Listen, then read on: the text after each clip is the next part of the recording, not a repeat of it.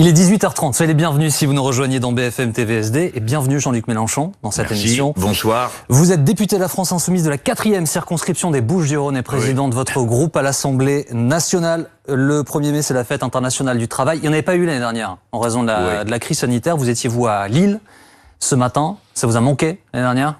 Oui, parce que si vous voulez, ça fait partie de la vie de ce courant politique. Le premier 1er mai, c'était au 19e siècle. Et ça a toujours été un moment qui permettait de revenir sur une question qui est assez essentielle dans la vie du monde des salariés, les horaires de travail.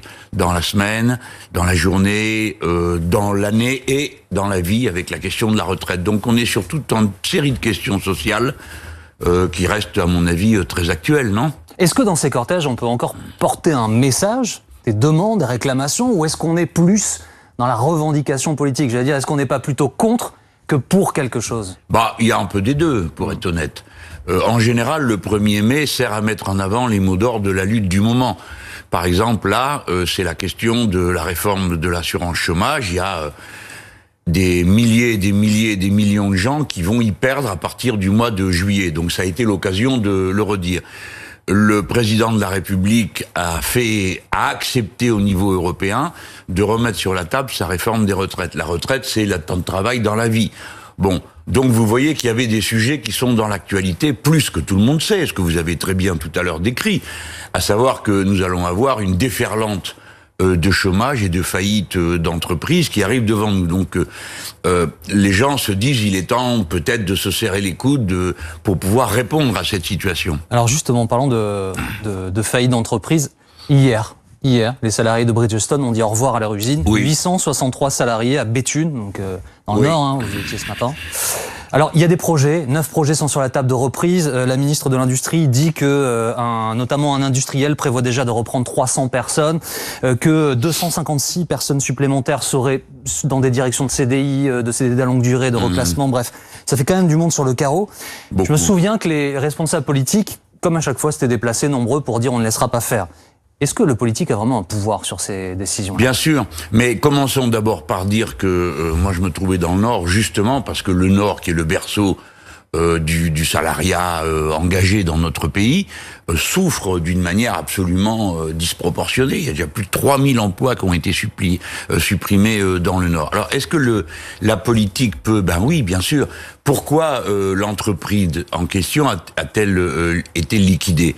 Parce que, tandis qu'elle recevait beaucoup d'argent de l'État, de toutes les manières possibles, elle ne s'est préoccupée que d'une chose, savoir où elle pouvait produire à moindre coût. Et c'est comme ça que ceux qui ont pris l'argent français sont partis l'investir en Hongrie pour ouvrir une autre usine. Bon, la politique, là, pourrait dire stop, on n'accepte pas. Mais pourquoi c'est aussi dur? Vous avez raison de rappeler ça. Je lisais que, je crois que c'est la région, la communauté d'agglomération, essaie d'obtenir le remboursement d'1,5 million, un peu moins d'1,5 million, versé au groupe japonais en échange d'emplois qui n'ont pas été créés. Pourquoi est-ce que c'est si compliqué? Parce qu'ils ne le veulent pas en réalité. Si vous voulez, supposons, c'est pour prendre un exemple, que je sois élu. Je ne le permettrai pas. C'est-à-dire que j'interdirais que les gens qui reçoivent de l'argent de l'État s'en servent pour licencier des travailleurs. Enfin, je pense que... C'est-à-dire on met ça dans la loi? Même quand, évidemment, même quand on n'est pas de mon avis ou qu'on n'est pas d'accord avec moi, on comprend une chose pareille et on peut l'approuver. De la même manière, je dirais, mais c'est pas possible que en Europe, sur la base des traités actuels, vous donniez de l'argent à des gens pour déménager des usines. On pouvait parfaitement faire d'autres choses dans cette usine, comme on le fera en Hongrie. Quel est le sens d'arracher tout ça pour aller le mettre là-bas? Vous savez ce que disent les industriels? Ils disent que c'est moins cher en Hongrie, que leurs salariés leur coûtent moins cher. On comprend qu'ils disent ça, mais on peut aussi comprendre que nous on dise qu'on n'est pas d'accord et que moins cher n'est pas une logique, si vous voulez. Moins cher, c'est toujours du sang et des larmes. Moins cher n'est pas une logique dans la vie. Moins cher, c'est gaspiller. Moins cher, c'est tout ça à la fois. Et c'est surtout beaucoup de misère pour la famille du travail, pour les gens. Vous savez, les gens ne demandent qu'une chose très simple, pouvoir vivre dignement de leur salaire. C'est tout. Ils ne demandent pas être milliardaires. Bon, alors nous en France, qu'est-ce qu'on va faire maintenant? On va se vanter d'avoir les milliardaires les plus riches d'Europe. Tu parles d'une affaire. Non, on peut s'y opposer et en particulier dire que dans ces traités, stop, quoi. L'Europe peut pas faire ça. Et vous voyez, pardon, je fais un petit rapprochement avec votre permission. La même Europe qui finance la misère pour ces travailleurs français est celle qui vient de voter au Parlement européen qu'elle est contre la licence libre, c'est-à-dire l'autorisation de produire des vaccins sans en passer par les brevets. Donc que tout le monde puisse produire. On reparlera de ça, mais il y a eu différents gouvernements ces 30 dernières années. Ils ont été de droite, ils ont également été de gauche, ils ont été plus centristes. Personne n'a voté ce type de disposition. On est le 1er mai, on parle de travail, on parle du fait d'interdire ces licenciements économiques ou de rendre l'argent immédiatement. Non, mais personne ne l'a jamais fait. Vous avez raison. Je ne vais pas vous dire le contraire. C'est même la raison pour laquelle moi j'ai fini par quitter un grand parti de la gauche traditionnelle. À l'époque c'était un grand parti, maintenant c'est un groupuscule, mais c'était le Parti socialiste. Parce que pendant des années on leur a dit mais voilà où ça nous mène votre affaire. Et on disait non, vous êtes excessif, mais non, le couple franco-allemand, on s'aime, bon, toutes sortes de balivernes. Et on prenait un peu les gens en otage. Quand ils protestaient contre les règlements européens, on leur disait « Ah, vous êtes contre l'Europe, donc vous êtes pour la guerre ». Enfin, tout ça était absurde. Maintenant, nous voilà au pied du mur. Donc, les Français vont choisir, dans moins d'1 an maintenant. Donc, ils vont choisir les gens qui leur disent « On continue », ce que fait Monsieur Macron, des gens qui vont dire « On refuse ». Et dans ceux qui refusent, il y a des gens comme moi qui disent « Moi, je refuse ça, je veux qu'on sorte de ce type de traité et qu'on passe à autre chose. Si on doit travailler en Europe, on doit travailler au bien-être des gens, pas simplement à tenir des positions sur l'économie qui aboutissent à la misère de tout le monde et à l'enrichissement de quelques-uns. Tout le monde ne sera pas de mon avis, vous le devinez à l'avance, mais ce choix existe et je pense l'incarner. Je voudrais vous montrer une photo qui a été tweetée par un député de votre groupe, Adrien Quatennens. Elle est prise ce matin, on vous y voit donc dans sa permanence, à ses côtés, en compagnie de Benoît Hamon également et de Sandrine Rousseau pour les écologistes. Elle est candidate à la primaire des écologistes. Voilà, nous recevons à ma permanence, dit Adrien Quatennens, Benoît Hamon et Sandrine Rousseau, discussion utile. Point. Alors évidemment, rien n'est fait au hasard, et votre sourire en dit long. Il y a eu, pour rappeler les épisodes précédents, il y a eu une réunion... Vous allez vous y perdre avec les épisodes précédents. Je vais aller à l'essentiel, je vais en donner un. Il y a eu une réunion de différents leaders de la gauche, d'ailleurs, à laquelle vous avez été représenté par M. Coquerel. Il y avait les écologistes, il y avait les socialistes, il y avait différents courants de la gauche, pour 2022 en fait, en réalité, avec cet objectif. En quoi cette discussion-là a-t-elle été utile? Alors, si vous voulez, vous êtes assez bon observateur pour vous rendre compte par vous-même qu'il y a un côté, c'est un peu de cinéma. Des réunions se tiennent, les gens qui sont là ne se supportent pas, mais ils font semblant. À la sortie, ils font des photos, mais tout ça ne veut rien dire politiquement. Il ne suffit pas de mettre bout à bout des sigles de partis pour que tout d'un coup la France se dise « Ouah, youpi, nous allons les suivre ». Alors il faut aller au fond et sur les programmes. Donc en gros, vous avez dans la gauche, c'est très traditionnel, et c'est pas d'aujourd'hui que ça date, vous avez deux orientations. Les uns se disent, on peut s'arranger avec le système, c'est les socialistes et un certain nombre d'Europe Écologie Les Verts autour de Monsieur Jadot. Ce qu'on comprend, c'est très traditionnel. Et puis il y en a d'autres qui disent, au point où on en est rendu, il faut donc avoir des ruptures fortes avec le système qui est en place. Et vous avez donc une autre famille, en quelque sorte, qui se dessine, chacun dans sa... Hamon, Sandrine Rousseau, moi-même pour les Insoumis. Donc on parle parce qu'on se comprend et qu'il n'y a pas l'obstacle de faire des histoires pour un oui, pour un non. Ah, tu es trop ceci, tu es trop cela. Entre nous, c'est simple. Vous l'avez dit, en politique, 1 + 1, ça fait pas forcément 2. Non. En revanche, si Sandrine Rousseau gagne sa primaire, si Benoît Hamon avait envie de la retenter comme il y a 4 ans et la gagner, les choses seraient différentes. Ah bien sûr, ça changerait tout. Ce serait complètement une nouvelle donne, et il est évident que pour moi, c'est beaucoup plus facile de discuter avec ces deux-là, dont on est très proches les uns les autres, on se comprend, on parle la même langue, on n'est pas d'accord sur tout, parce que sinon on serait tous dans le même parti, mais on se comprend. Il manque à notre petite réunion quelqu'un que moi j'aimerais voir, qui est communiste. Alors justement, Fabien Roussel, qui a été désigné par l'appareil du Parti communiste candidat à l'élection présidentielle, désormais les 50 000 adhérents du Parti communiste français vont se prononcer, ils votent. Vous souhaitez qu'ils vous rejoignent, donc comme il y a 4 ans que les communistes disent notre candidat c'est Mélenchon. C'est-à-dire qu'on a fait équipe 2 fois ensemble, et en 2 coups on est arrivé à 19,5. Donc je pense que c'est pas que moi, c'est notre victoire, nos avancées communes. si vous voulez, je suis en quelque sorte un bien commun entre les deux, c'est-à-dire les insoumis et les communistes. Je dis aux communistes, ne renoncez pas à ça pour aller à un score qui vous serait beaucoup plus défavorable. Les communistes vont voter sur deux positions.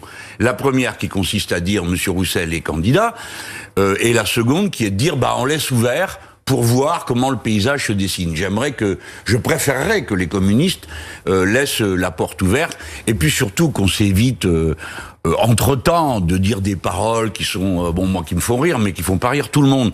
Par exemple, quand M. Roussel dit que je propose de faire des sauve-causes, tout le monde a éclaté de rire, parce que c'est une organisation communiste de la Russie, moi j'ai jamais été ni pro-russe, ni... ou bien... Partant de là, l'accord, ça paraît compliqué. Oh, c'est des mots comme ça au milieu. L'autre jour, il m'a fait plus rire parce que du coup, il était dans la foulée là. Il a dit Biden a pris sa carte au Parti communiste français. Écoutez, si Biden peut être le candidat des communistes français, à plus forte raison, Jean-Luc Mélenchon, qu'il a été à 2 reprises, peut-il l'être une 3e? Et j'aimerais qu'on le soit, mais je vais le dire. Vous savez, au point où j'en suis de ma propre existence, l'enjeu c'est pas moi, c'est ce que nous créons. Et ensemble, nous pourrions, en faisant cette 3e course, et en ne recommençant pas les erreurs, parce qu'on a fait des erreurs la dernière fois, nous pourrions installer dans le paysage une grande force collective, diverse. Et ça serait bien pour la France, parce que ça veut dire que dans la durée, elle aurait ce courant politique qui est lié à son histoire la plus profonde, qui est cette famille, je ne saurais comment la nommer, de l'humanisme radical, ou de ce que vous appelez-le comme ça, qui est un mix d'attachement au bien commun, de préoccupations sociales qui nous caractérisent. Et ça serait bon pour la suite. Et ça, c'est vraiment vous qui devez l'incarner, Jean-Luc Mélenchon. Je vous poserai pas la question, sans doute, si on n'était pas en France. Mais en France, vous le savez mieux que personne, puisque vous avez déjà concouru à plusieurs reprises. Les Français choisissent une femme ou un homme. En l'occurrence, jusqu'à maintenant, uniquement un homme. Et peut-être y a-t-il une femme, peut-être y a-t-il quelqu'un d'autre dans ces courants que vous pourriez identifier. Nous verrons, ce n'est pas le cas. Pour l'instant, il y a une femme, Madame Le Pen, et un homme, moi. Ça c'est la donnée. Puis après, il y a toutes sortes de gens qui veulent être candidats, c'est bien leur droit. Mais ce qui compte, ça n'est pas qu'ils soient candidats, ça n'est même plus leur logo d'une certaine manière. C'est ce qu'ils proposent au pays. Enfin, nous sommes un pays dévasté, tout le monde s'en rend compte. Nous, la grande puissance française, on n'est pas foutu de faire un vaccin. On sait même pas faire des masques en tissu. C'est pas vrai, vous le savez comme moi. Il y a des gens qui sont capables de le faire, il y a des entreprises. Et puis, il y a donc la possibilité d'organiser une économie mixte en France, où il y a à la fois ce qui est collectif, nationalisé ou réquisitionné, et ce qui est privé. Le service public et le service privé. Mais il faut organiser ça. Ça peut pas être la pagaille actuelle, où tout pour... les investisseurs, comme ils disent, les actionnaires sont devenus plus riches que jamais, et rien pour les autres, si bien que le pays s'en va en morceaux. La France est faite comme ça. La France, sans les services publics, ça n'existe pas. Sans le capital public, il n'y en a pas de France. Donc, ayons la sagesse de retrouver un point d'équilibre dans l'intervention de l'État, qui doit être intervenant dans l'économie, et pas tout abandonner aux caprices du secteur privé et des fluctuations de la bourse. Ce matin, c'était votre première sortie publique depuis la fin de votre quarantaine. Vous êtes rentré... Septaine, cher monsieur. L'expression, l'acception globale, vous le savez. Retour d'Amérique du Sud, donc voyage en Bolivie, avec un crochet avant en Équateur. Vous êtes allé saluer un candidat à l'élection présidentielle. Vous avez d'ailleurs travaillé une brochure. Alors, il y a une équipe qui vous a suivi pour regarder comment se passaient vos échanges, vos prises de parole devant les différentes assemblées, etc., etc. Avant qu'on parle de ça, vous avez vu les attaques qui concernent ce voyage. Plusieurs membres de la majorité, notamment, jugent irresponsable de la part d'un candidat à la présidentielle de se rendre dans un pays d'Amérique du Sud qui a une frontière avec le Brésil. Oui. Bon, alors, je vais les laisser à leurs indignations aussi sélectives.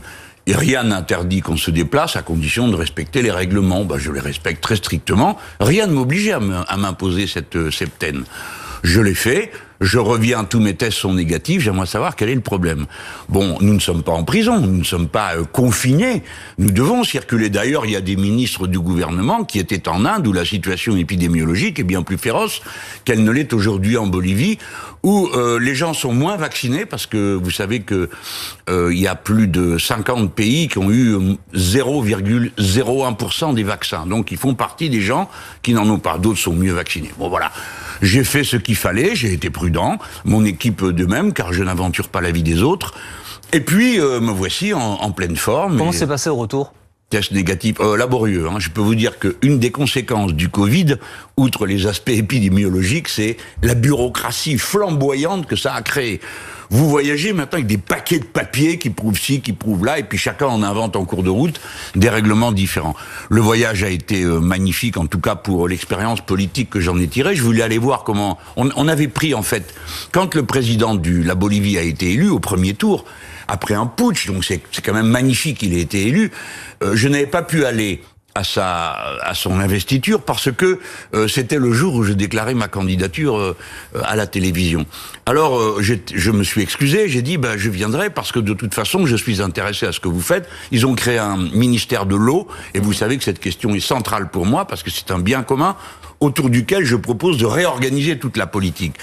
Et puis il y a une superbe mission française qui est sur le lac Titicaca, dans la hauteur de l'altiplano. Alors tout ça peut paraître lointain, exotique, mais ce qui est intéressant, c'est le savoir scientifique qu'on arrive à accumuler et le savoir-faire. Donc j'ai voulu voir tout ça, en parler avec eux et apprendre, parce que voyez-vous, moi je ne fais pas partie de ces arrogants qui vont dans les pays donner des leçons. Je vais apprendre.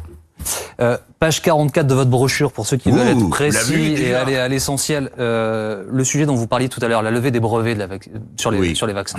Alors c'est un vrai sujet, c'est un sujet qui occupe l'opinion publique, qui pour une partie comprend, qui pour une partie ne comprend pas. Vous le présentez de manière assez simple. Pourquoi est-ce que pour vous c'est aussi simple que ça?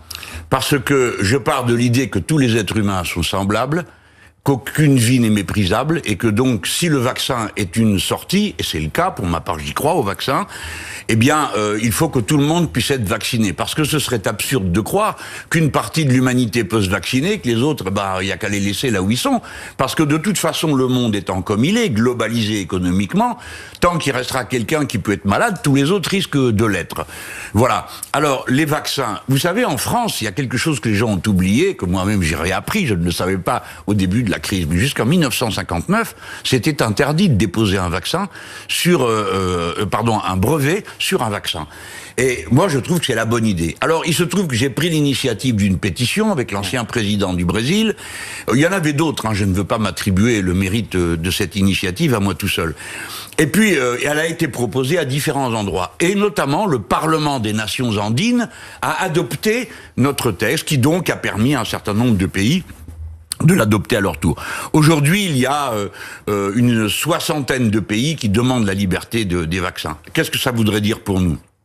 Eh bien, qu'on pourrait le produire en France directement. Aujourd'hui, on ne produit pas de vaccins. On les met en bouteille. Bon, quand franchement, pour la France, c'est un peu humiliant. Et puis, pas que nous. Il y a tous les pays du monde qui seraient en état de produire immédiatement le vaccin. Et puis, on peut estimer que les propriétaires des brevets actuels ont déjà fait assez d'argent. Ils pourraient peut-être un peu en prendre moins ou arrêter d'en prendre, de manière à ce que tout le monde puisse être vacciné. J'ai été meurtri de voir que le Parlement européen vote contre la liberté des vaccins. Vraiment. Est-ce qu'ils le font comme un principe, selon vous? Parce que j'entends en creux évidemment ce que vous dites, c'est-à-dire un principe financier et économique. Ou est-ce qu'ils le font comme un principe pour éviter de créer un précédent sur d'autres biens? Est-ce que vous dites, on lève là, comme on pourrait lever sur tout, ou est-ce que vous dites cette situation exceptionnelle, cette pandémie mondiale, suggère qu'on le fasse sur ce bien et sur ce bien-là seulement? Moi, je n'ai pas une attitude idéologique par rapport au vaccin. Je l'ai déjà dit, c'est pour ça que je trouve absurde qu'on ne veuille pas du vaccin russe, parce que on ne s'entend pas avec Monsieur Poutine, tout ça est absurde. Le vaccin, il n'est ni poutinien ni autre chose, c'est tous les êtres humains qui peuvent être... Alors là, c'est pareil, je ne dis pas... Si vous me donnez la liberté des vaccins, alors il faudra me la donner pour... Non, je ne dis pas ça. Je dis nous avons un problème et un défi, réglons-le. Comment peut-on le faire de la manière la plus digne et la plus efficace possible? Eh bien, c'est cette liberté. Je pense que la décision du Parlement européen, enfin de la majorité, parce que, soyons justes, il y a aussi eu beaucoup de votes contre. Par exemple, nous avons voté contre, les députés du groupe GUE et des Insoumis, les Verts ont voté contre... ont voté pour le vaccin libre et donc contre la propriété privée du brevet. Les socialistes ont voté contre, ils sont contre la liberté du vaccin. Bon, les gens d'une partie de la droite, enfin ça dépend. Beaucoup de monde a voté de manière différente. Nous, on a voté d'une seule pièce. Pourquoi le font-ils, ceux qui sont opposés à la liberté du vaccin? Eh bien, ils le font par idéologie. Ils disent, c'est normal, c'est une propriété privée. Mais c'est ce que nous contestons.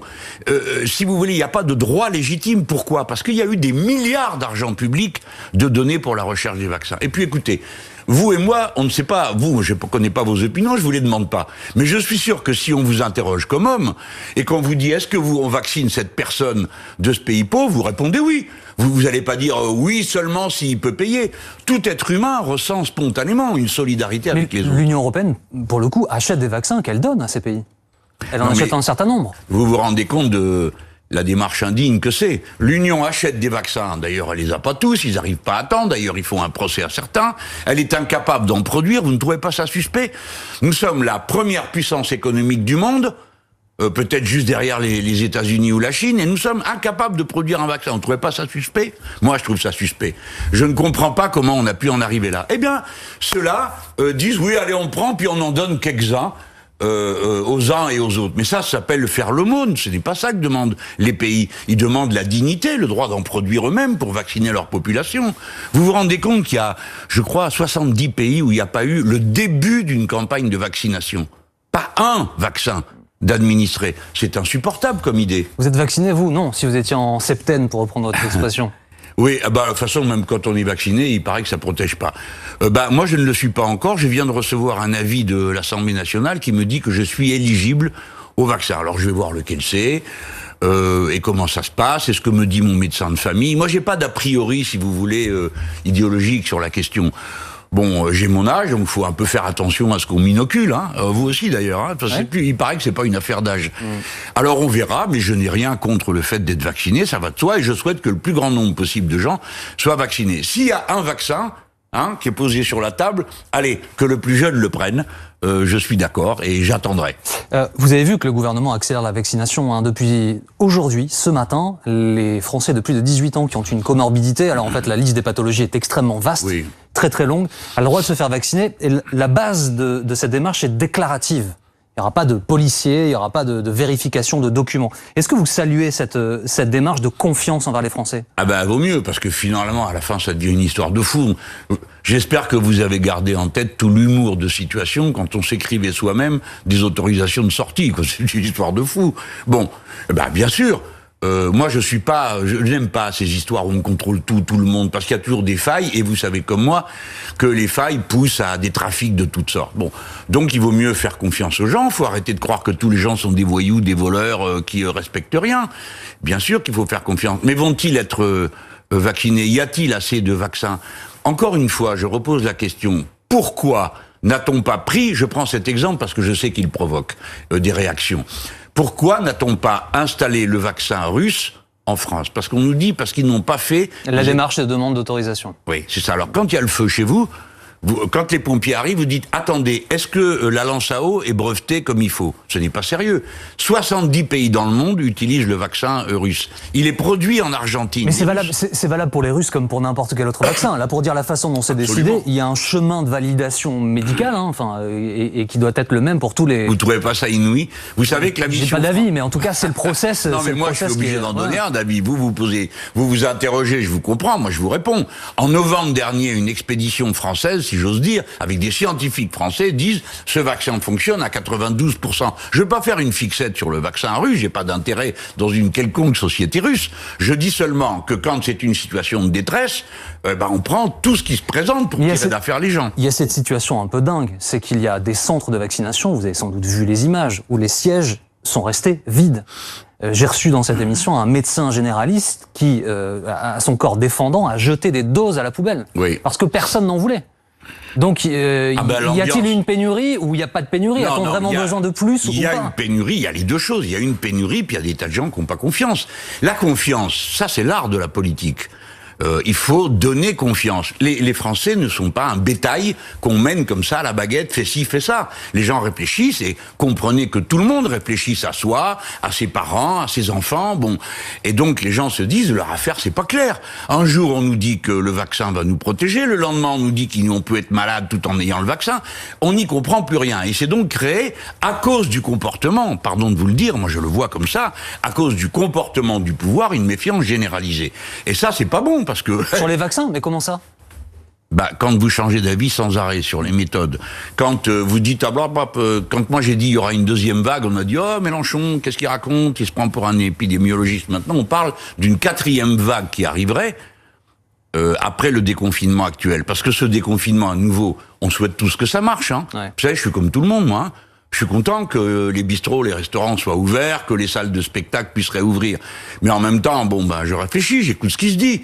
Alors, les salles de spectacle, je suis tranquille, ils vont prendre les dispositions. Mais le reste, tout ça est très hasardeux. Alors, c'est la difficulté de la chose politique, du décideur. Vous dites, j'écoute ce qui se dit. Et vous avez raison. Le gouvernement, de la même façon, écoute. Alors après, il décide d'appliquer ou pas. Non, il applique rien, il fait tout le temps la même chose. Mais il y a une décision à prendre. Et ce que je veux dire, c'est que les scientifiques, nous avons découvert, peut-être le saviez-vous, que les scientifiques ne sont pas d'accord entre eux. Et que ça existe depuis toujours et qu'ils débattent. Sauf que pour le grand public, là, ça a été mis sous nos yeux. Donc est-ce que c'est si simple? C'est ça que je vais vous demander. Non, mais rien n'est simple. Et puis j'ai une mauvaise nouvelle pour vous, ça sera de plus en plus difficile. Pourquoi? Parce que nous sommes entrés globalement dans une ère d'incertitude. Personne ne sait comment va se dérouler le changement climatique qui est commencé. Donc ça sera tout le temps. Donc ce qui compte, c'est les principes que vous mettez en œuvre. Parce que ça, au moins, ça, vous en disposez. Alors, prenons l'exemple de l'épidémie. Nous, on a dit, comme ça sert à rien d'essayer de confiner tout le monde tout le temps, vous y arriverez pas. Donc, imaginez une société par roulement. C'est-à-dire que tout le monde soit pas sur les mêmes quais de gare au même moment, donc changer les horaires de travail. Deuxièmement, quand vous faites des salles de classe, c'est pas des machines à tester la quantité de gaz carbonique qu'il faut. J'ai entendu dire qu'on allait installer ça. C'est des machines à purifier l'air. Elles existent. Il y a des producteurs français qui savent faire une machine à purifier l'air. Qu'est-ce que c'est? C'est un truc où il y a un ventilateur qui aspire l'air de la pièce et il passe tout ça devant un rayon ultraviolet. Les demi-groupes qui sont mis en place, c'est un peu ça? C'est un peu ce que vous dites? C'est pas une machine à purifier l'air. Non, vous parlez de roulement. Oui, mais il aura fallu attendre 3 confinements pour faire quelque chose qu'on leur dit de faire depuis le début. Donc les machines à purifier l'air, moi je préférerais qu'on ait mobilisé tout le monde, toutes les usines qui savent le faire, parce qu'il y a plusieurs usines françaises qui savent le faire, pour dire allez, on en met partout, dans toutes les salles de classe de France et de Navarre. C'est quand même nos gosses, ça vaut la peine que on se préoccupe du sujet. Je prends cet exemple, mais pour pas alourdir notre entretien par d'autres exemples concrets, pratiques, comme cela. Juste, je voudrais vous interroger d'un mot sur les commerces qui vont rouvrir, donc qui attendent évidemment avec plus que de l'impatience, on les comprend. Ils sont sous perfusion économique, qui pour certains leur permet de survivre. C'est toujours délicat quand on enlève une perfusion sur un malade. Oui. Il faut la laisser, selon vous? Une fois que tout va rouvrir, on maintient les aides? De quel ordre on les maintient?